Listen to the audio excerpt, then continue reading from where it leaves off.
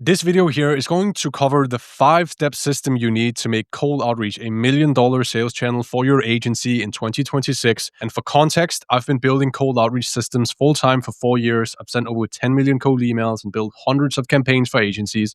So this is the exact 5-step process I use when I want to make cold outreach a 7-figure sales channel. So the first one here is a process called TAM mapping. So essentially, you want to find as many companies as you possibly can that fit your ideal customer profile. Now, the way that you do that is by identifying relevant databases, first of all. So let's say you're targeting SaaS companies, you might go for Crunchbase. Let's say you're targeting e-commerce, you might go for Store Leads. Let's say you're targeting some sort of professional services. You could go for LinkedIn Sales Navigator in conjunction with Apollo.io, right? So you want to find the right databases, and then you want to basically find as many people as you can on that database that fits your ideal customer profile in terms of the industry and the job title and so on and so forth. So that's the very first step you want to do. Then you want to go ahead and verify this list with an email verification tool. So you remove all the non-existent emails or the emails that are not real. And then what you go ahead and do is you use AI to pre-qualify the list. So you have this large list of companies, but you're using industry filters on these databases. So you want to actually make sure that they are in the industry you want them to be. So let's take an example. You're an agency owner, you run an e-commerce, email marketing agency, and you want to make sure that all the people on your list are actually in e-commerce. And so what you could do, for example, is to prompt an AI agent on Clay to basically look through all the different websites of the companies and determine if they're actually in that industry based on things that are very common on an e-commerce website. So maybe you're looking for product pages, maybe you're looking for an FAQ or a add to cart, etc. And AI agents can find this stuff on the website, and it can determine if, based on this input, if they are in e-commerce or not.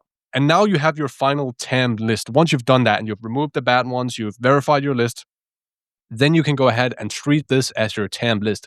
Now, you want to send one email sequence to every person on that list every 2 months. And then you want to take the ones that responded from your first batch of outreach, you want to remove them from the list and then retarget the people that didn't respond. And you do this again and again and again. You can run 6 of these cycles in a year because you're retargeting in 2-month intervals.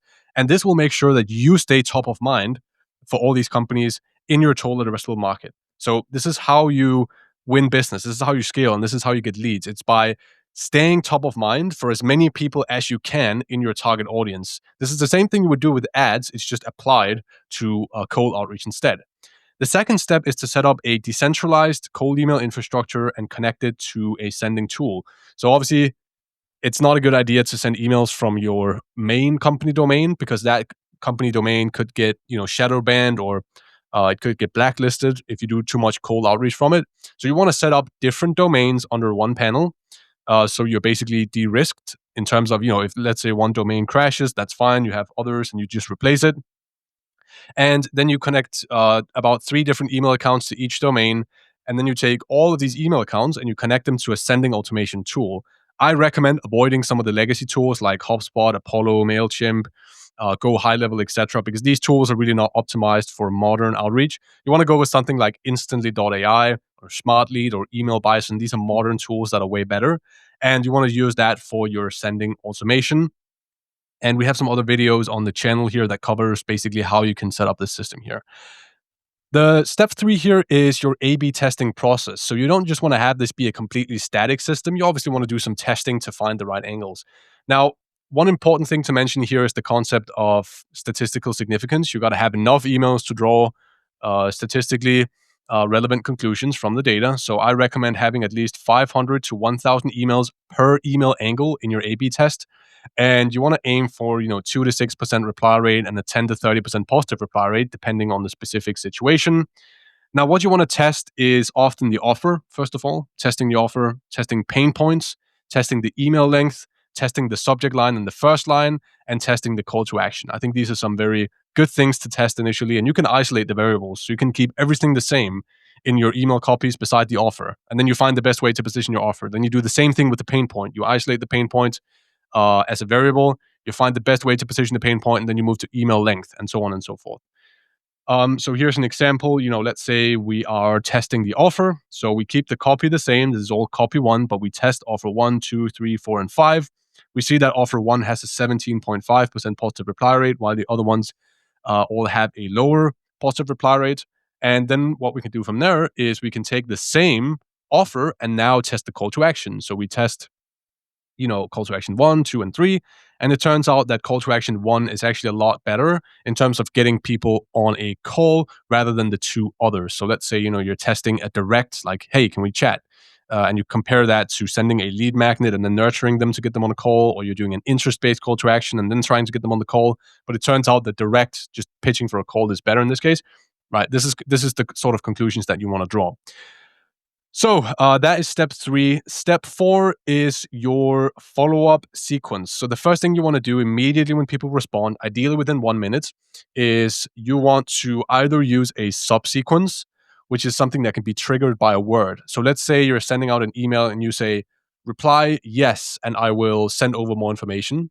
You can use instantly.ai that I mentioned a moment ago, and it triggers the moment it sees the word yes in the reply. And so then you can get super fast responses. You can also use an AI inbox manager for this purpose, where basically an AI will analyze the email that you received, compare it to what you do, and then draft a personalized response.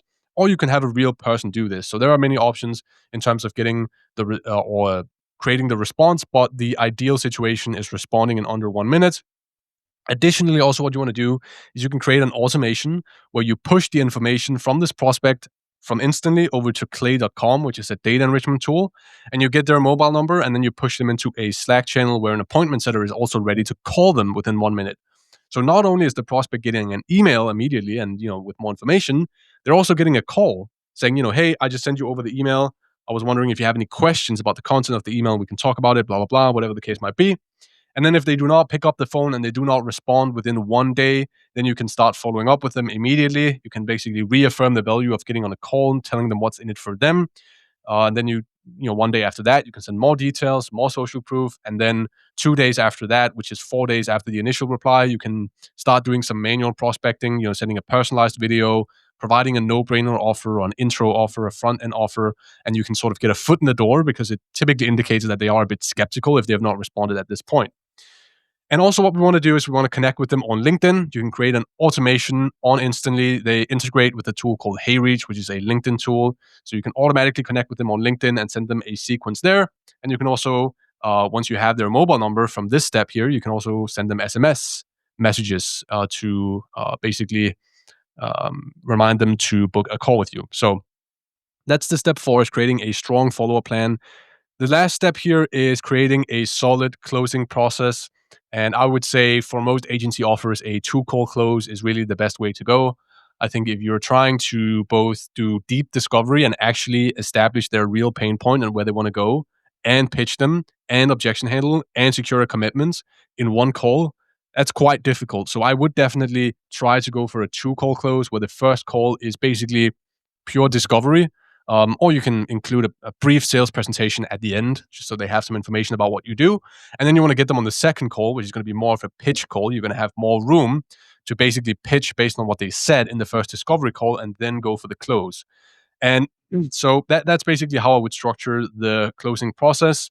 And that's going to do it for this 5-step program here. This is very time consuming to implement.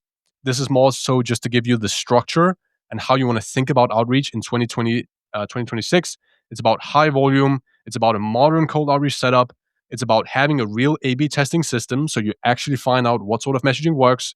It's about having a proper follow-up system and appointment setting system, and about structuring your closing process in the right way. And of course, it's very important to note that closing from cold traffic is very different to closing from referrals and inbound. So if you're used to doing 1 cold closes because you're getting warm traffic and you're getting referrals, you gotta snap yourself out of that and realize that cold traffic is a lot more difficult. So that's going to be it for this video. I hope it was helpful. If you're looking to basically have somebody completely implement this for you, or do a done with you where we help you, you can check out scalesprint.io. I will leave it in the description and in the comments. And then you can have a look at what we do and book a meeting if it's of interest. So thanks for watching and have a good day.